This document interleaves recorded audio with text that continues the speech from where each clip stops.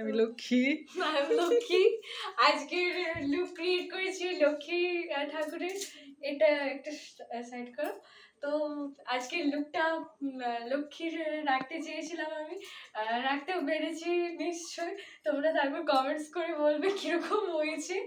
আর সমস্ত লুকটাই নিজের হাতে করা, এবং কলকা বা হচ্ছে শাড়ি পরা, তারপর জুয়েলারি সমস্ত কিছু আমি নিজে পরেছি। আর এই যে দেখতে পাচ্ছ এইটা আমি নিজে করেছি।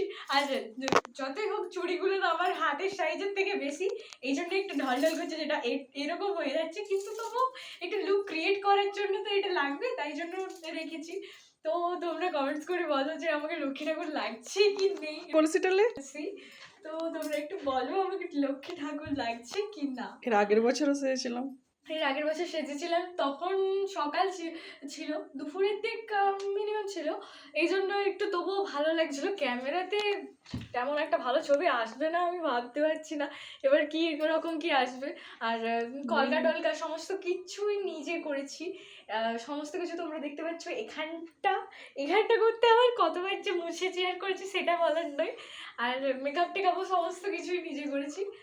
তো কলকা করার আগের মুহূর্তে যে মেকআপটা ছিল সেই মেকআপের ছবিটাও আমি তোমাদের দিয়ে দেবো। তো বাবা বাই বাই। তো বাই বাই বাই বাই, আর কিছু বলার নেই।